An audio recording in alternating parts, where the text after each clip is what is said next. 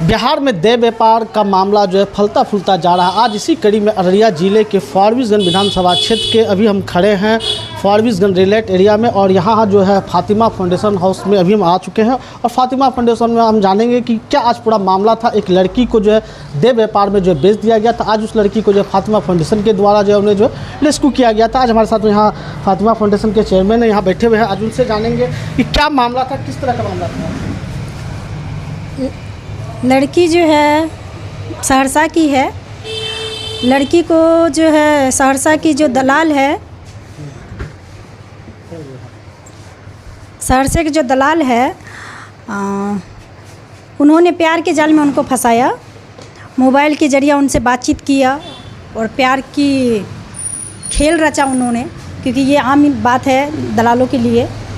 जिनको तैयार किया जाता है, दलाल जो लड़के हैं नई पीढ़ी के, उनको तैयार किया जाता है इसी के लिए कि वो लड़के क्षेत्र में घूमते हैं और ऐसे गरीब तबके के लड़कियों को प्यार के जाल में फंसाते हैं और फिर उनको बेचता है। तो वही हरकत हुआ इन लड़की के साथ, जो सहरसा की रहने वाली है। उनको मोबाइल के ज़रिए प्यार हुआ। लड़का का नाम नवाब है, लेकिन वो लड़का कोई आम जाति से नहीं है, वो लालबत्ती एरिया की एक दलाल है। उन्होंने पूरे तरीक़े से लड़की को प्यार के जाल में फंसाने के बाद। लड़का का क्या नाम था? लड़का का नाम नवाब है। नवाब है? नवाब है जी। वो कहाँ रहता है? वो सहरसा की लालबत्ती एरिया में रहते हैं। क्या नवाब जो है वो शादीशुदा था? जी, नवाब शादीशुदा है। वो 2 बच्चा है उनका, और नवाब की पत्नी और उनकी सास दोनों इनमें इन्वॉल्व थे। और दोनों जो है देह व्यापार के धंधा में पहले से। और इसके लिए कि नवाब जो है उस लड़की को अपनी सास के जरिए फारबिसगंज की लालबत्ती एरिया में भेजा गया, और वो सहरसा में रह के उन सब पे नज़र रखा हुआ था कि ताकि किसी को शक ना हो कि लड़की मेरे साथ भागी है। अपनी सास के हाथों यहाँ भेजा, और उनकी सास रात में 4 तारीख को रात में फारबिसगंज की लालबत्ती एरिया में लड़की को बेचा, और सुबह वो रातों रात चली गई। लेकिन जिन्होंने खरीदा उसने उस लड़की को कहा कि सुबह से तुम्हारे पास कस्टमर आएगा और तुमको देह व्यापार करना होगा। फिर लड़की सुबह अपनी माँ को कॉल की रो के कि हमको फारबिसगंज की लालबत्ती एरिया में बेच दिया गया है नवाब के जरिए, और मुझे बचाओ, इन लोगों ने कह रहा है कि मुझसे देह व्यापार करवाएगा। और लड़की लोकेशन भेजा। उस लोकेशन के जरिए उनकी माँ और उनकी समाज की एक लड़का आए। उसके बाद जो है 112 पे भी कॉल हुआ, पुलिस प्रशासन भी आए। फिर हमारे फातिमा हौसला फाउंडेशन में भी मदद मांगा गया, और फातिमा हौसला फाउंडेशन की तरफ से रेड किया गया उन बच्चियों को। पुलिस को भी बुलाया गया? जी, पुलिस भी आए थे। पुलिस और फातिमा हौसला फाउंडेशन दोनों मिलकर रेड किया, और लड़की जो है अभी सही सलामत अपनी घर जा रही है। निकल चुकी है घर पहुंचने के लिए। उनकी माँ और सबको सुरक्षित तरीके से उनकी घर भेज दिया गया है। तो एक चीज़ बताइए, उनकी मान लो भी तो चले गई, ये इस तरह का मामला देखा जा रहा है कि यहाँ पे लड़कियों को ला के जो है पहले तो उनको जो है मोबाइल के ज़रिए से, प्रेम प्रसंग के ज़रिए से उसको जो है फंसाया जाता है, फिर उसको देह व्यापार के धंधे में जो उनको जो है बेच दिया जाता है। ये धंधा यहाँ कब से चल रहा है? ये धंधा हम बताएंगे कि ये धंधा तो हम तो जब से होश संभाले हैं तब से देख रहे हैं, क्योंकि 9 साल में मेरी शादी हुई थी, और यही फारबिसगंज लालबत्ती एरिया है जहाँ मेरी शादी हुई थी। और मेरा शादी भी हुआ था, एक दलाल था जिसके साथ हुआ था। तो हम 9 साल की उम्र से ही इस लड़ाई को शुरू किए हैं। अब तक में 200 से ऊपर लड़की को निकाल चुके हैं, और 100 से ऊपर दलाल को जेल भी भेज चुके हैं। तो 2017 में बहुत प्रयासों के बाद 2017 में दोनों लालबत्ती एरिया के दोनों बगल बोर्ड लगा था कि लालबत्ती एरिया पूरी तरीके से बंद हो चुका है, और लिखित रूप पे डीएम हिमांशु शर्मा को लिखित दिए थे ये लोग कि आज से देह व्यापार बंद हो। लेकिन जैसे क्योंकि मेरा काम अपना एनजीओ के खड़ा करने के लिए था, तो हम दिल्ली में थे, दिल्ली और बम्बई में थोड़ा टाइम देने लगे। तो जब वहाँ से वापस आते हैं तो जितनी भी बच्ची स्कूल में थी सब देह व्यापार में पाया जा रहा है, और बोर्ड कहाँ गया कुछ पता नहीं है।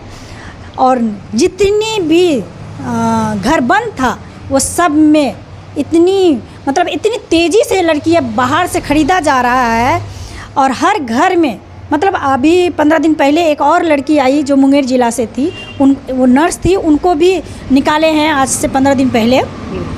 तो आप सोचिए कि 15 दिन पहले एक नई लड़की निकली है यहाँ से, जिनको ख़रीदा गया था उनको रेस्क्यू किया गया।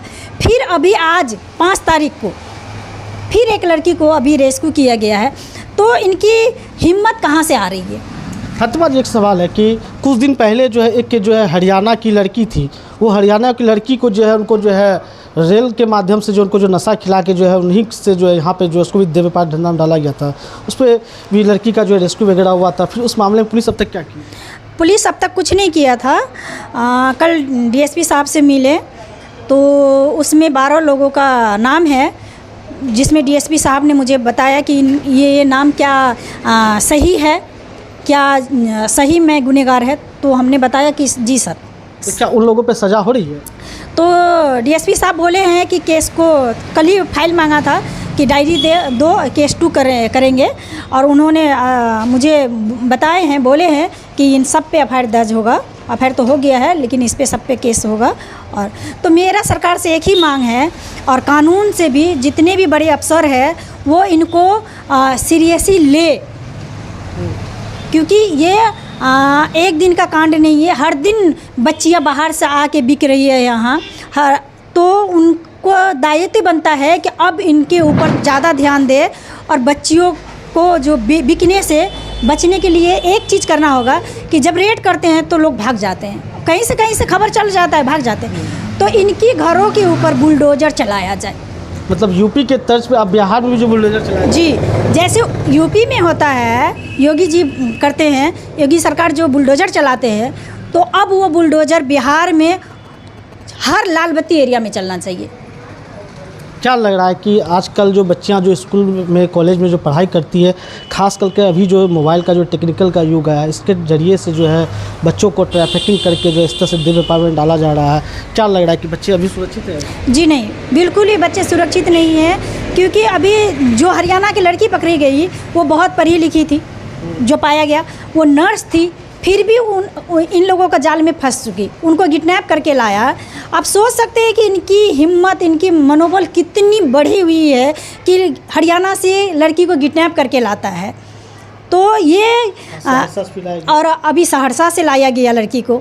तो हमारी बच्चियां सुरक्षित नहीं है, हमारी बच्चियां किसी भी देश में, किसी भी गांव में सुरक्षित नहीं है, चाहे वो स्कूल में हो, घर में हो, गांव में हो, शहर में हो, कहीं सुरक्षित नहीं है हमारी बच्चियां।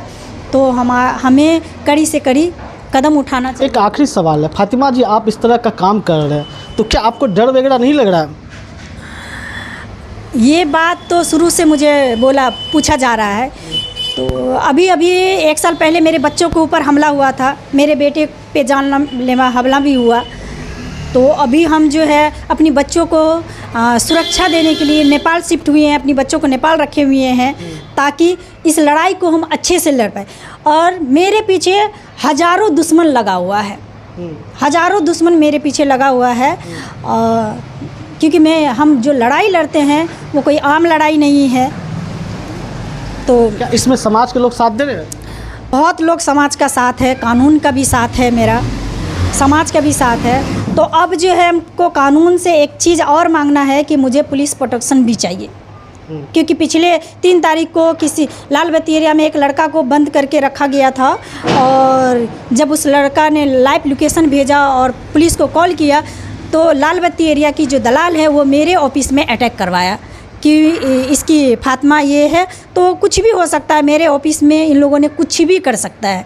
तो मुझे पुलिस प्रोटेक्शन भी चाहिए प्रशासन की तरफ से। क्या नाम है आपका? मेरा नाम फातिमा खातून है और मैं फातिमा हौसला फाउंडेशन की अध्यक्ष हूँ।